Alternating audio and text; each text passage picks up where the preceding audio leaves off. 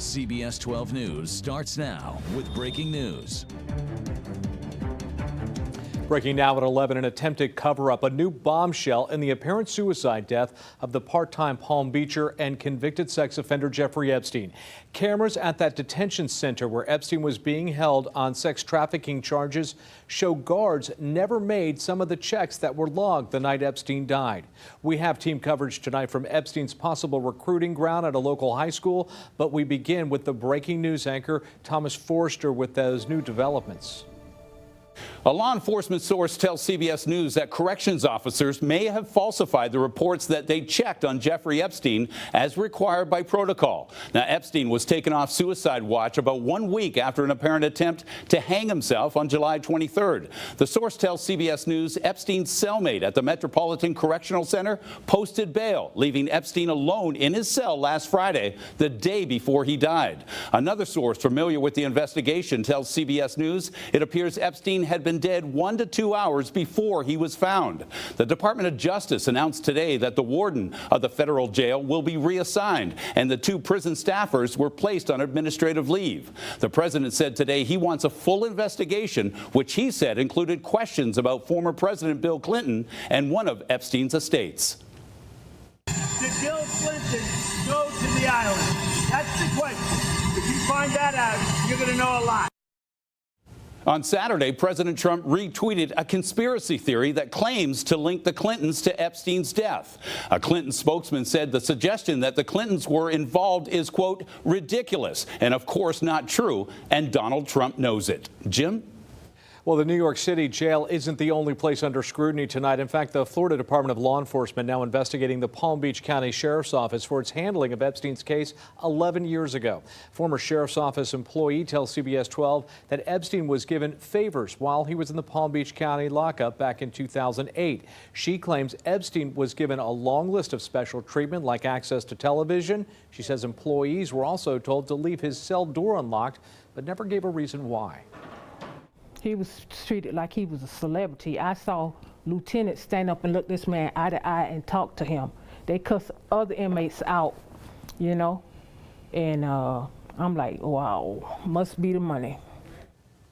In addition to FDLE investigation, the Palm Beach County Sheriff's Office is also conducting an internal investigation of its work release program as well. Well, with the fallout now growing in Epstein's apparent suicide, more eyes are on the Palm Beach County school that lawyers called his recruiting ground. CBS 12's Jay O'Brien has been following that story. He's live over at the Royal Palm Beach School with the allegations that stem from Epstein's first arrest in Palm Beach. Jay?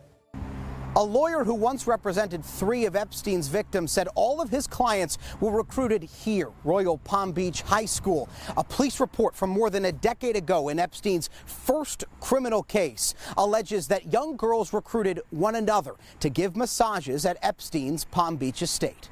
This 2006 police report says Epstein allegedly paid underage girls about $200 per massage, many of which supposedly turned into forced sexual contact, and paid girls, most ages 15 to 17, to recruit others. They're survivors, and they want to move forward with their lives. Attorney Spencer Kuvan represented 3 of Epstein's accusers and says his clients and others were recruited at Royal Palm Beach High School. At the school, police learned of girls claiming to work for a wealthy man in Palm Beach.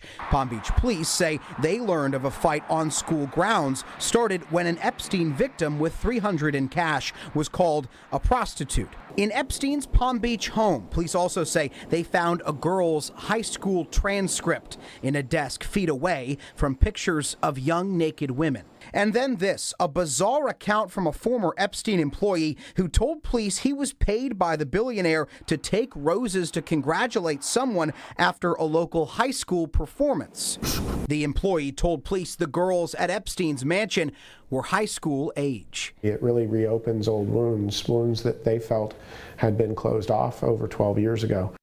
It's unclear how much the school district knew about this. We reached out to ask them, and we'll let you know when we hear back. In Royal Palm Beach, I'm Jay O'Brien, CBS 12 News.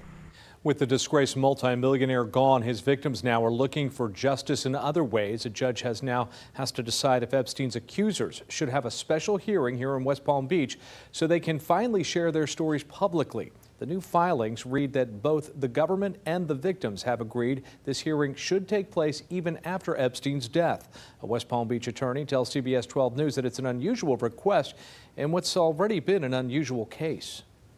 From a moral perspective, it's certainly important to be heard. I mean, victims have gone through horrible ordeals, and to be able to express it in a public forum is important, as long as it complies with the law and the hearing is legally permissible.